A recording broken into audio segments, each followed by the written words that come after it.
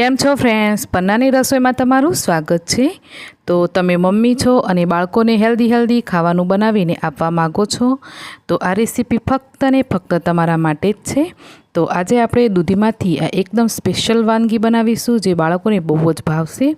અને હા, કોઈ મમ્મીની એવી ફરિયાદ તો નહીં જ આવે કે મારા બાળકો દૂધી કે દૂધીમાંથી બનાવેલી કોઈ પણ વસ્તુ ખાતા નથી, કેમ કે આપણે આને એકદમ અલગ રીતે જ બનાવીશું જે બાળકોને ખબર પણ નહીં પડે કે આપણે આ દૂધીથી બનાવ્યું છે। તો ચાલો પછી આજનો સ્પેશિયલ દૂધીથી બનેલો નાસ્તો બનાવવાનું શરૂ કરીએ। સૌથી પહેલાં તો આપણે એકદમ તાજી, કાચી અને એકદમ ફ્રેશ દૂધી લેશું।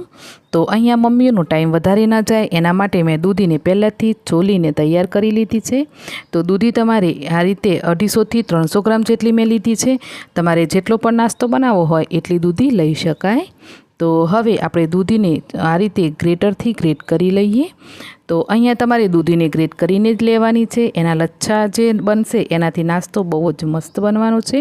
અને હવે દૂધીને તમે જ્યારે ગ્રેટ કરો ત્યારે એની વચ્ચે જે સોફ્ટ ભાગ હોય, મતલબ કે જે બીવાળો ભાગ હોય ને, એ આપણે આ નાસ્તાની અંદર વાપરવાનો નથી, એને આપણે સાઈડ કરી દેવાનું છે। અરે પરંતુ એનો મતલબ એવો નથી કે તમારે આને ફેંકી દેવાનો, આનો પણ આપણે પાછળથી સરસ એવો ઉપયોગ કરવાના છીએ। તો એને હમણાં સાઈડ પર મૂકી દઈએ અને આવી જઈએ આપણા લચ્છાઓ બાજુ। તો આપણા બધા જ લચ્છા બનીને તૈયાર છે। તો આ રીતે દૂધીને ગ્રેટ કરી સાઈડ પર મૂકી દઈશું અને હવે બીજા વાસણમાં 1 વાડકી સૂજી, 1 વાડકી ચોખાનો લોટ અને 1 વાડકી ઘઉંનો ઝીણો લોટ લેશું। તો ત્રણેય લોટને આપણે મિક્સ કરીને લેવાના છે। તમે કોઈ પણ એક લોટ કે પછી ઘઉંના લોટથી પણ બનાવી શકો। ત્યાર પછી 1 ચમચી આદુ લસણ મરચાંની પેસ્ટ નાખીશું, 1/4 ચમચી કાળી મરીનો પાવડર, 1 ચમચી ચીલી ફ્લેક્સ, અડધો ચમચી હિંગ, અડધો ચમચી ચાટ મસાલો કે સંચળ પાવડર, અડધો ચમચી એની અંદર ઓરેગાનો નાખીશું અને કાળું મીઠું લીધું છે અડધો ચમચી જ। આ બધા જ મસાલાઓને આપણે આની અંદર એડ કરી દઈશું। તો લોટના પ્રમાણે તમારે બધા જ મસાલાઓ જેટલા તમને પસંદ હોય એટલા વત્તા ઓછી કરીને પણ લઈ શકો। હવે આની જગ્યાએ તમારી પાસે લીલા ધાણા હોય તો તમે લીલા ધાણા પણ વાપરી શકો। મારી પાસે નહોતા તો મેં અજમાના 2 પાન લીધા છે અને પાનને આ રીતે ઝીણા સમારીને લેશું। ત્યાર પછી મીઠું તમારે સ્વાદ પ્રમાણે નાખવાનું, અડધો ચમચી ગરમ મસાલો, 1 ચમચી હળદર પાવડર, 1 ચમચી લાલ મરચું પાવડર અને 1 ચમચીથી 1.5 ચમચી જેટલું ધાણા જીરું પાવડર નાખવાનું। અને હવે બધા જ મસાલાઓને લોટ સાથે આપણે બરાબર મિક્સ કરી લઈએ। તો અહીંયા આપણે 3 પ્રકારના લોટ લીધા છે, એની અંદર બધા મસાલા એડ કર્યા, તો બધી જ વસ્તુને બરાબર મિક્સ કરી લેવાનું। ત્યાર પછી આપણે જે દૂધીને ગ્રેટ કરીને રાખી એ દૂધી આની અંદર એડ કરીશું। તો અહીંયા તમે એક વાતનું ધ્યાન આપ્યું ફ્રેન્ડ્સ કે મેં દૂધીનું પ્રમાણ થોડું વધારે રાખ્યું છે। તો આ રીતે દૂધીનું પ્રમાણ થોડું વધારે નાખી અને આપણે આજનો નાસ્તો બનાવીશું, જેથી નાસ્તો ખાવામાં બહુ જ મસ્ત બનશે। અને હવે જરૂર પડે તો થોડુંક જ પાણી નાખવાનું એની અંદર અને આપણે લોટ ગૂંથીને તૈયાર કરી લેવાનો। બની શકે કે તમારી જે દૂધી લીધી છે એ વધારે સોફ્ટ હોય તો દૂધીના પાણીથી જ લોટ બંધાઈ જશે। અને થોડું ઉપરથી તેલ નાખી અને લોટને ફરી મસળી લેવાનું। અને તમે જોઈ શકો તો આપણે એટલો ઢીલો અને એટલો સોળો લોટ બાંધ્યો છે કે હાથમાં એ ચીપકે છે। તો બસ આ રીતે જ લોટ બાંધી લોટને આપણે સાઈડ પર રાખી દઈએ। અને હવે અહીંયા મેં લીધું છે પનીર। તો પનીર મેં ઘરનું બનાવેલું જ લીધું છે, એમાંથી 50 ગ્રામ જેટલું પનીર હું કાઢી લઈશ અને 1 મેં ચીઝ ક્યુબ લીધો છે। અને ત્યાર પછી 1 ડુંગળી અને 1 ટામેટાને આપણે સમારી લેશું। તો અહીંયા મેં જે ટામેટું લીધું છે એના બી હટાવી અને પછી લીધું છે, મતલબ કે ટામેટાનો આપણે પાણીવાળો ભાગ હોય એ નથી લેવાનો। તો આ રીતે આપણે આટલી વસ્તુ તૈયાર કરીને બાજુ પર રાખી દઈશું। તો ચાલો હવે આપણો નાસ્તો બનાવવાનું શરૂ કરીએ। ત્યાં સુધીમાં લોટ પણ સરસ એવો સેટ થઈ ગયો છે। તો હવે આપણે આજનો જે નાસ્તો બનાવીશું એ ઇલેક્ટ્રિક સગડી પર બનાવવાના, એટલે એને ચાલુ કરી લઈએ અને તવાને ઉપર રાખી દઈશું ગરમ થવા માટે। તો શરૂમાં આપણે મીડિયમ રાખી અને તવાને ગરમ થવા દઈશું। અને હવે આપણે રોટલીથી થોડો મોટી સાઈઝનો લુવો લઈ અને પરાઠાને વણવાનું છે। તો આપણે એકદમ સોફ્ટ લોટ બાંધ્યો છે, એટલે હું અહીંયા એક પોલિથીન વાપરું છું જેની ઉપર હું આ રીતે થપથપાવી અને પરાઠાને વણીશ। જરૂર લાગે તો થોડું વેલણ ચલાવી અને આપણે પરાઠાને આ રીતે પતલો ફેલાવી લેશું।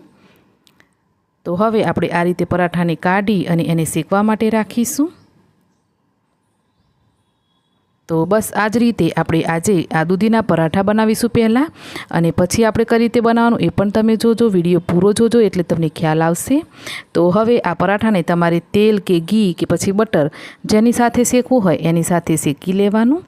તો મેં અહીંયા મારા માટે જે પરાઠા બનાવ્યા એ તેલથી બનાવ્યા, અને બાળકો માટે જે પરાઠા બનાવ્યા એ ઘીમાં બનાવેલા. તો એમ કરીને બધા જ પરાઠા બનાવી આપણે પહેલાં તૈયાર કરી લઈએ. અહીંયા તમે આ રીતે સાદા પરાઠા બનાવીને પણ ખાઈ શકો, પરંતુ આજે આપણે બાળકોને એકદમ ચટપટો સ્વાદ સાથે આપીશું, જેથી બાળકો ટિફિન ખાલી કરીને આવે. તો એના માટે 2 પરાઠા લેશું, એની ઉપર મેયોનીઝ અને ટોમેટો કેચઅપ લગાવી દેશું. ત્યાર પછી આ રીતે ટામેટાં લગાવીશું અને ડુંગળી લગાવીશું. ત્યાર પછી આપણે જે પનીર અને ચીઝ લીધેલું એની ઉપર ગ્રેટ કરી દેવાનું. તો આ રીતે તમે કરી શકો. તમે કોઈ પણ વધારાની શાકભાજી લેવા માગતા હોય તો પણ લઈ શકાય. અને આ રીતે કરી અને ઉપરથી થોડા બધા મસાલાઓ સ્પ્રિંકલ કરી દેવાના, જેવા કે ચાટ મસાલો, ચીલી ફ્લેક્સ, ઓરેગાનો, અને આ રીતે ફોલ્ડ કરવાનું. તો બસ જે રીતે તમે ફ્રેન્કી બનાવો એ રીતે તમારે એને ફોલ્ડ કરી અને બાળકોને ટિફિનમાં આપવાનું. તો એકવાર તમે પણ આ રીતે બાળકોને ટિફિનમાં આ રીતે નાસ્તો બનાવીને જરૂરથી આપજો. તમારા બાળકો પણ આખું ટિફિન સફાચટ કરીને આવશે. તો ચાલો, આ રીતે આપણે બાળકોને આ નાસ્તો બનીને તૈયાર થઈ ગયો.